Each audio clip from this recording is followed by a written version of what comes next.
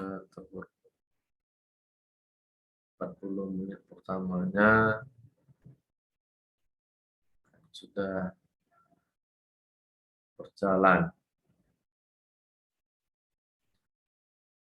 Nah, ada beberapa ahli juga mengatakan bagaimana kategori ataupun ciri umum dari keadaan memaksa ini. Menurut Profesor Bagirmanan, ciri umum yang menunjukkan kepentingan yang memaksa itu yang pertama ada krisis, yakni suatu keadaan krisis apabila terdapat gangguan yang menimbulkan kepentingan yang sifat mendadak. Yang kedua, kemendesakan. Bila terjadi berbagai keadaan yang tidak diperhitungkan sebelumnya dan menuntut suatu tindakan segera tanpa menunggu permusyawaratan terlebih dahulu. Permak, ada mendesak atau memaksa. Jadi bisa untuk menggunakan anggaran yang ada, walaupun bukan ditujukan kepada peristiwa ini. Ketiga, telah ada tanda tangan permulaan secara nyata dan menurut nalar yang wajar. Apabila tidak diatur segera akan menimbulkan gangguan baik bagi masyarakat maupun terhadap jalannya pemerintahan.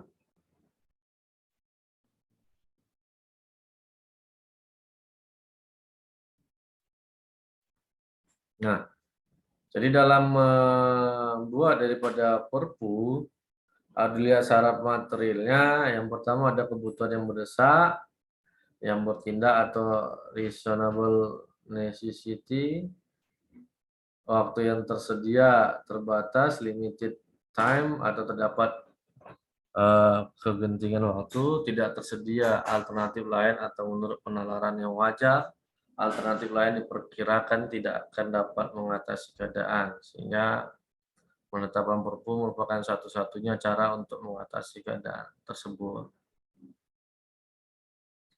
Nah, jadi dengan demikian dasar pembentukan Perpu oleh Presiden didasarkan atas peristiwa tidak normal suatu negara yang berwujud keadaan darurat negara,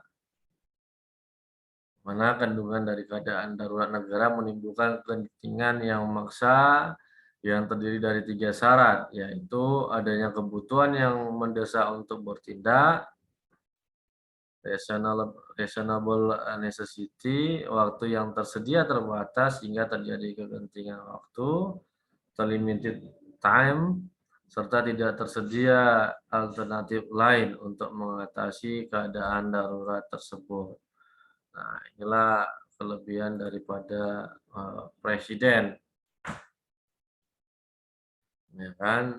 Jadi untuk menilai yang dikatakan keadaan mendesak, ya hanya presiden yang mengetahuinya. Dia tinggal perintahkan menteri, ya kan, Menkumham, coba kau buat dulu ini. Nah, ini mana ini isinya, ya kan? Nah, menteri nanti nyuruhlah kepala bidang hukumnya, Pak Dirjen, buatkan dulu ini, suruh Pak Presiden katanya, ya kan? Tuh, kalau nggak pandai dia, ya udahlah, diberhentikan aja dari jabatannya sebagai menteri kan itu. Nah, jadi dalam sistem tata negara kita, eksekutif memiliki kewenangan dari segala aspek administrasi negara. Nah, dia turut campur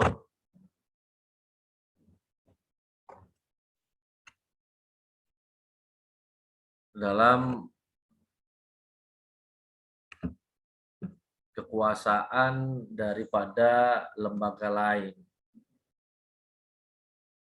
Nah, alasan sederhananya ya karena yang melaksanakan peraturan itu ya presiden. Nah, ibaratkan saudara disuruh mengambil barang, kan harus tahu nih barang apa yang mau diambil. Apakah mau serta-merta mengambil barang yang kita tidak tahu apa jenis barang yang mau diambil. Jangan nanti pas diambil ternyata ditangkap polisi ya kan. Nah, barang yang diambil itu ternyata adalah barang yang terlarang. Nah, jadi pasti kita akan tahu kan kalau membahayakan diri kita, pasti kita akan menolak walaupun dibayar dengan mahal. Nah, demikian juga di dalam tata negara, kewenangan pembentukan peraturan perundang-undangan, walaupun itu dipegang mayoritasnya di tangan legislatif, nah, tetapi presiden kan tidak mau melaksanakan itu, sementara dia tidak tahu tujuan daripada peraturan itu untuk apa. Apakah memang ada kepentingan hanya tertentu atau untuk kepentingan masyarakat atau rakyat ya. Ya kalau hanya kepentingan tertentu pasti dia akan menolak daripada RUU tersebut. Walaupun ketika presiden tidak mau menandatangani mengesahkan daripada RUU yang sudah disahkan oleh DPR menjadi undang-undang, nah undang-undang itu memang masih bisa berlaku gitu, ya kan? Nah itu kewenangannya ya berakibat kan ketidakberlakuan nanti tujuan hukum itu jadi tidak efektif dilaksanakan.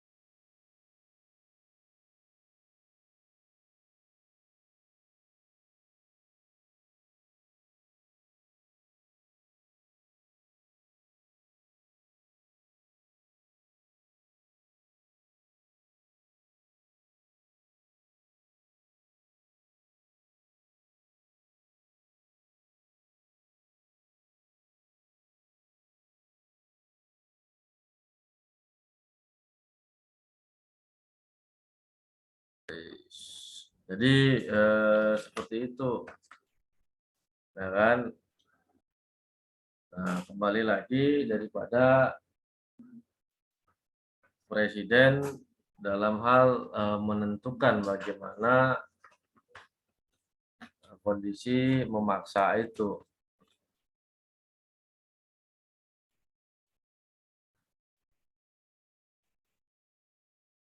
Nah, inilah kelebihan daripada presiden, ya kan? Sebagai kepala negara, dia juga sebagai kepala pemerintahan.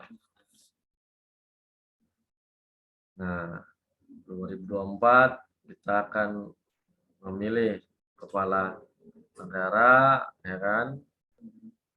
Kepala pemerintahan kita.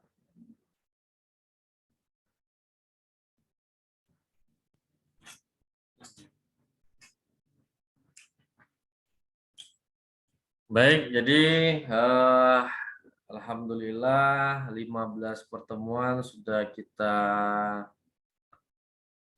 laksanakan, dan tinggallah nanti hasilnya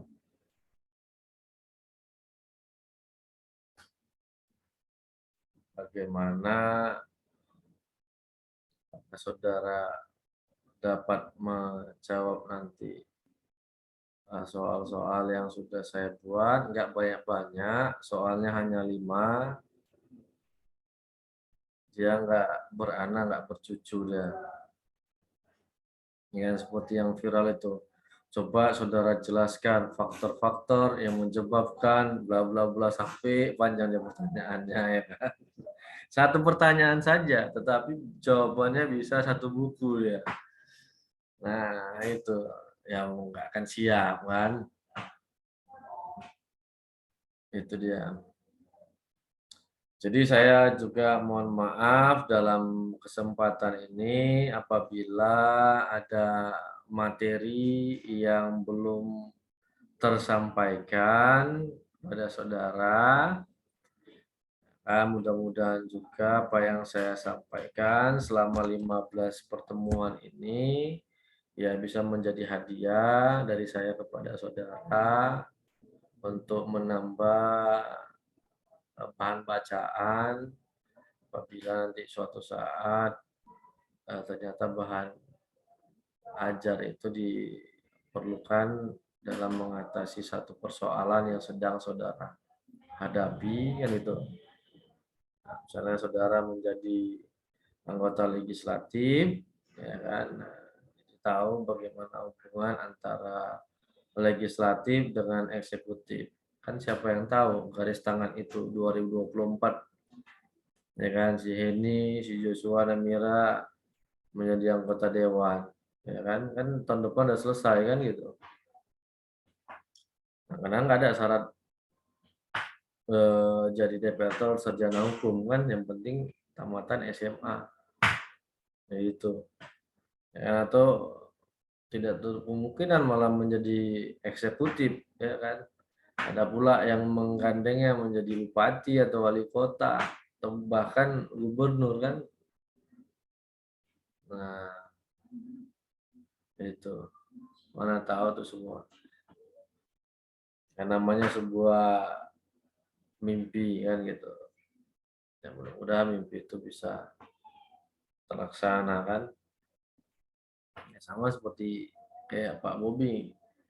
Ya, mungkin dia nggak akan menyangka dia bisa menjadi wali kota atau bisa menjadi menantunya presiden kan. Orang Medan bisa dapat menantu presiden kan gitu. Bisa menjadi menantu presiden. Nah, jadi itu pertemuan kita ya kan, hari ini adalah hari terakhir bagi kita untuk bertemu secara tatap maya ataupun tatap muka dalam pembahasan materi kuliah. Tinggal terakhirlah kita bertemu di tanggal 20. Mudah-mudahan saya tidak ada halangan pada hari itu sehingga bisa hadir untuk mendampingi saudara kan itu dalam menjawab pertanyaan. Tapi sih harapan biasanya mahasiswa mudah-mudahanlah dosennya nggak hadir, yang awas karyawan jadi bisa bebas ya kan. Itu. Kalau DS2 jarang itu diawasi karena open book selalu, tapi open book pun jawaban nggak pernah ada itu di dalam materi-materi yang disampaikan. Semuanya jelaskan menurut pendapat Anda. Nah, jadi disuruh kita menganalisis suatu persoalan. Setelah dia agak denyut ya kan. Kalau dia S1 masih bisa sesuai dengan materi, tapi kalau udah S2 ya tidak bisa, tidak. Nah, ada lagi nanti S3 kan, buatlah teori hukum mengenai persoalan ini. Teori apa yang bisa menyelesaikannya. Nah, itu. Ya, saya juga ya mohon doa juga kan, sedang mengajukan beasiswa Kemendikbud untuk S3. Ya, mudah-mudahan bisa lulus untuk beasiswanya, jadi bisa melanjutkan lagi kuliah. Karena kalau biaya pribadi nggak sanggup, sangat besar, ya kan. Ada teman seperti ya Pak Redi kan, Kaprodi Magister Hukum Kesehatan, ya habis bisa 1 Agia katanya, 250 juta nggak kemana. Jangankan 250 juta, 250.000 aja belum tentu ada uang di kantong, ya kan? Nah, itulah makanya orang berlomba untuk kuliah lanjut, mengambil beasiswa. Saudara teman bisa ketika udah tamat, ya seperti Namira yang dekat dengan lingkungan Pancabudi, bisa segera diajukan seperti si Nabila. Nabila kan sedang mengajukan untuk beasiswa S2 sebagai calon dosen.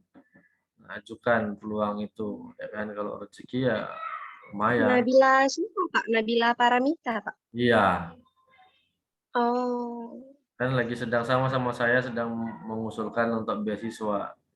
Beliau ngambil yang S2, saya S3. Kami ada 24 dosen, ya, yang diusulkan.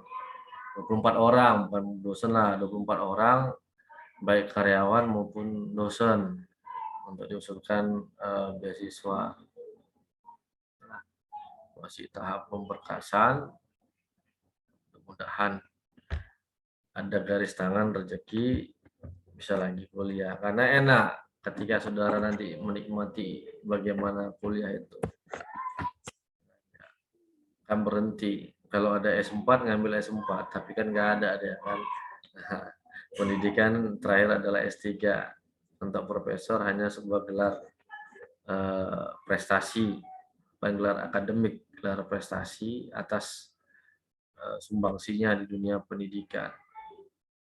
Nah, yang paling enak adalah Profesor HC, ya kan? Nggak perlu belajar selama ya S1 4 tahun, S2 2 tahun, S3 4 tahun, 8 10 tahun, ya kan? Belajar di perkuliahan 10 tahun, udah bisa jadi profesor, kan ada satu-satunya di Indonesia Profesor HC. Ya kan? Nggak ngerti kita bagaimana penilaiannya itu, karena kalau dilihat berdasarkan peraturan harus ada sumbangsinya kepada dunia internasional, ada tulisannya gitu dia. Nah ini apa? Nggak ada kalau dilihat kan, tapi ya begitulah, hanya mereka-mereka lah yang tahu kan, para pejabat pemerintah.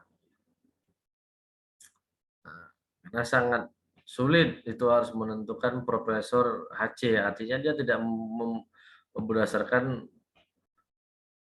proses pendidikan.